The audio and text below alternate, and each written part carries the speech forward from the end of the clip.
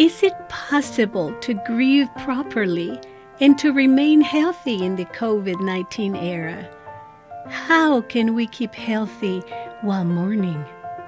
Stick around and let's talk about it. Welcome to Spoken Quietly, the podcast by Gloria Sloan-Castellanos, speaker, author, and Christian life coach.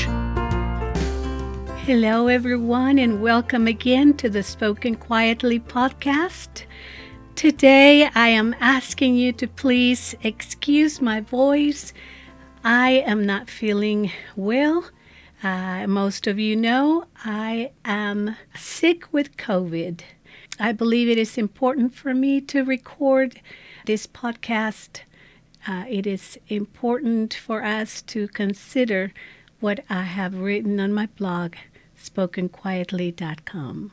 God designed us to be a whole, made of many parts. Each one works synergically and perfectly fitted together, just as He designed it. Many times when in the Bible we read about the church, the usual metaphor is the physical body. In Ephesians 4:16 we read, "From whom the whole body, joined and knit together by what every joint supplies, according to the effective working by which every part does its share, causes growth of the body for the edifying of itself in love." Oh yeah, my favorite scripture, where we find the perfect expression of divinely aligned synergy. And again in 1 Corinthians 12:26, "And if one member suffers, all the members suffer with it." In other words, when one part of the body is affected, the others join in that affection, whether to support it for recovery or to accompany in death. Yes, God designed it. Science confirms it. Grief weakens the body. We can conclude that the Bible and medical knowledge agree that in fact, a cheerful heart is good medicine, but a crushed spirit dries up the bones. Proverbs 17:22, NIV. Even language supports the connection between soul and body, the intangible finding an expression in the tangible. English terms for emotional distress are often wrapped up in the language of physical maladies, being heartsick, sick with grief, heartbroken. The Old English word for grief, heartsarns, literally means soreness of the heart. Heartache originates from the Old English hortus, originally used to refer to heart disease. The word hurt and pain can apply equally to suffering of the mind or of the body. There is a range of studies that reveal the powerful effects grief can have on the body. Grief increases inflammation, which can worsen health problems, old and new ones. It batters the immune system, leaving you depleted and vulnerable to infection. The heartbreak of grief can increase blood pressure and the risk of blood clots. Intense grief can alter the heart muscle so much that it causes broken heart syndrome, a form of heart disease with the same symptoms as a heart attack. It is important to point out that stress links the emotional and physical aspects of grief. The systems in the body that processes physical and emotional stress overlap, and emotional stress can activate the nervous system as easily as physical threats can. Research shows that emotional pain activates the same regions of the brain as physical pain. This may be why pain-killing drugs ranging from opioids to Tylenol have been shown to ease emotional pain. Now, I have shared a lot of important and fascinating information, biblically and scientifically, but I would like to address the practical aspects of dealing with the death of a loved one during this time we are all living together. Can we consider the following questions? Is it possible to grieve properly and to remain healthy in the COVID-19 era?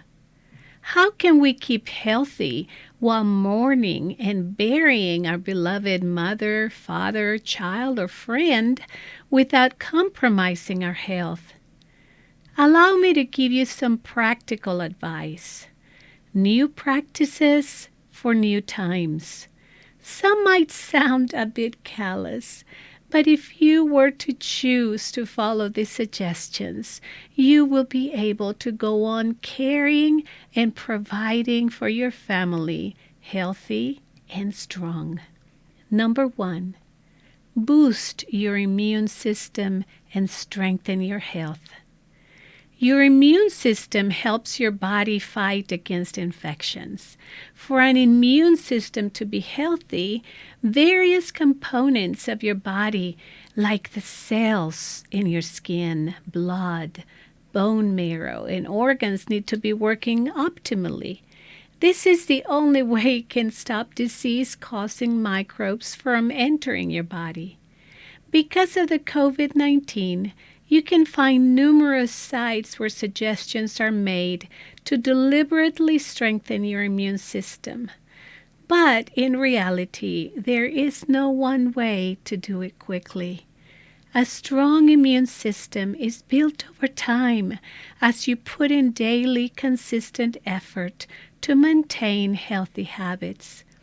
Nevertheless, you and your doctor can take some preventive measures when confronted with an emergency situation with a loved one. Number 2, learn to rest and relax. This might seem difficult to imagine when you are caring for someone with a critical illness, but it is imperative for us to make the effort when possible. When we sleep, our bodies produce a protein called cytokines, which target infection and inflammation, creating an immune response. Our bodies also produce T cells during sleep, which are white blood cells that play a critical role in our body's immune response to an infectious disease such as COVID-19. Making sure our body has a chance to rest and recover from the day is important for your immune system to function at full strength. Reading, practicing a hobby, knitting, watching movies, gardening, etc. are some ways that you can allow your mind to relax. I also would like to encourage you to practice the spiritual discipline of silence and meditation. Number 3, do not hold a public wake or funeral. It is normal and expected that friends and relatives accompany the grieving family when a loved one dies. But we must consider that in the reality that we now share in our world, a conglomeration of people who are sincerely offering condolences, usually with a hug, is not the safest for the mourners. My suggestion is to hold a private wake or funeral. Only allow family and a few close friends. Depending on the room provided by the funeral home and the number of relatives, make sure that there is enough space to provide adequate distancing. Since the burial is an open-air event, it can be public, but I recommend using the same protocol as described in the next point. Number 4, write a concise but gentle note explaining the protocol at the funeral home. send this note in an email or any other convenient form of communication. The note might read as follows.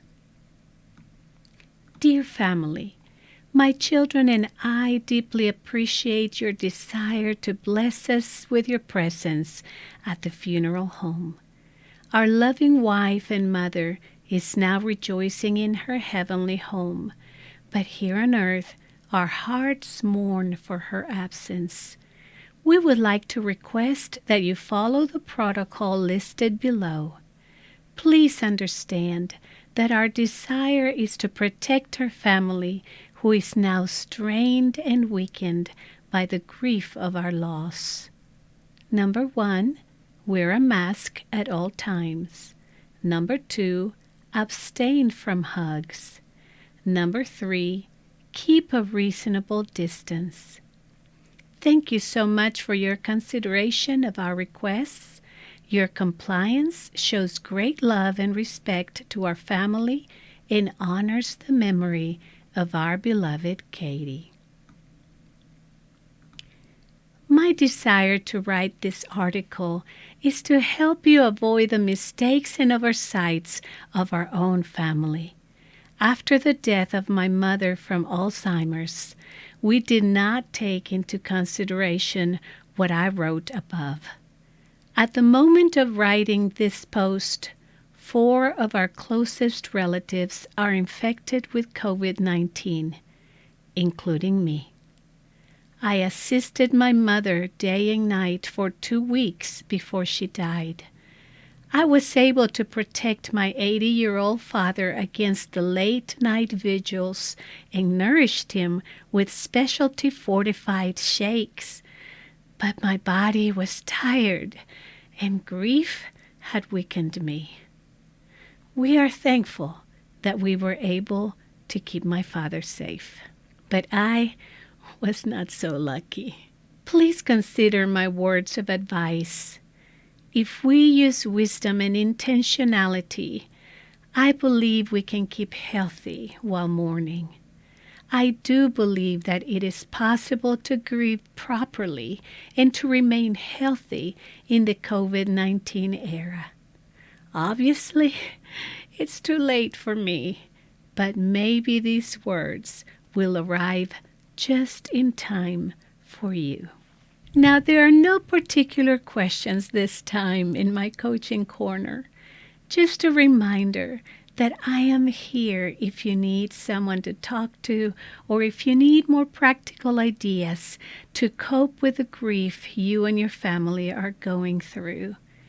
Just send me a note at hello@spokenquietly.com. Believe me, I understand. But more than anything, I want you to know that God knows and has already provided for you. It is God who comforts us in all our tribulation, that we may be able to comfort those who are in any trouble with the comfort with which we ourselves are comforted by God. 2 Corinthians 1:4. If you need more help, please, again, send me an email at hello@spokenquietly.com and schedule a free 1-hour coaching session with me.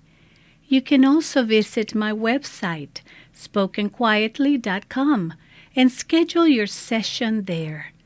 I am passionate about teaching, coaching, and encouraging women to find their vision, live their mission, and do it joyfully and successfully.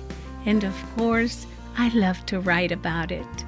Until next time, remember, words of the wise spoken quietly should be heard, rather than the shouts of fools. Ecclesiastes 9:17. This is Gloria Sloan-Castellanos. You just heard Spoken Quietly, the podcast by Gloria Sloan-Castellanos. Until next time.